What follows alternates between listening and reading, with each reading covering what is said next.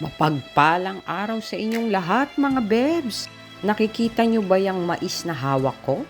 Mais lang yan pero malaking bagay yan para sa akin. Dahil ang mais na yan ay ang peace offering ng aking anak na bunso. Nagsosorry siya dahil sa alitan namin kahapon. Ganyan ang buhay ng mag-ina. May mga bagay kayong hindi naunawaan, may mga bagay kayong hindi kayo nagkaintindihan. Kaya ang resulta ay alitan. Dahil kung minsan ang anak ay ayaw tumanggap ng kanilang kamalian. At ganun din naman sa ina o sa mga magulang, ayaw din nilang tumanggap na sila ay mga mali. Pero para sa akin, ako ay laging tama.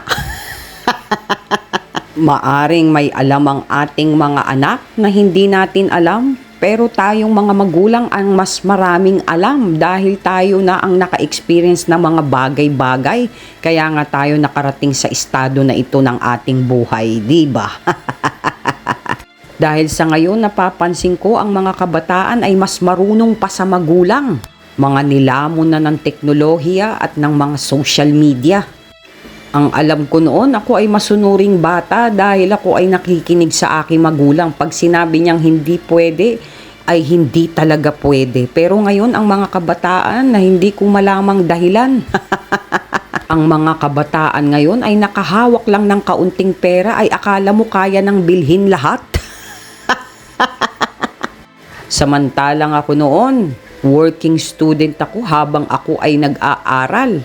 At nung ako ay nagkatrabaho na, ang iniisip ko pa rin ay ang aking magulang, ang aking nanay na sa kanya ay makatulong.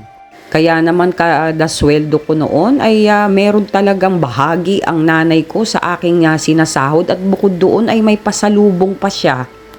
Hanggang sa nagkaasawa ako at nagkaanak ay talagang hindi nawawala ng nanay ko.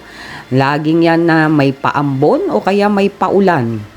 Pero dahil nga sa mahal natin ang mga anak natin sa henerasyong ito, abay wala na silang mga iniisip, kundi ang kanilang mga sarili.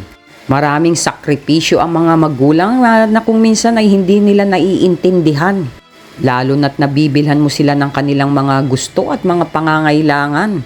Kaya kung minsan na itatanong mo sa sarili mo kung tama ba ang pagpapalaki mo o masyado ka lang mapagbigay.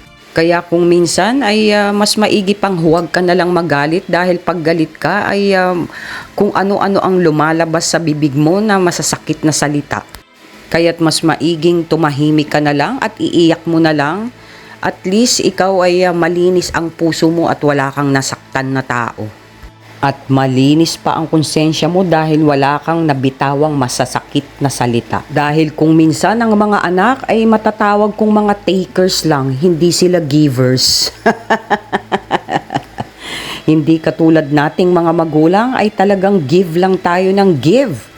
Hanggat kaya pa ng katawan at hanggat kaya pa ng isip. Kaya kung minsan ay ayaw mo na lang aksayahin ang oras mo sa pagpapaliwanag dahil yung nakikinig ay ayaw makinig.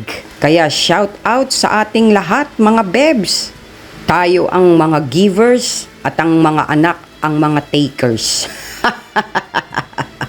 So yun lang mga bebs at sumainyo ang kapayapaan at ang pagpapala ng Diyos.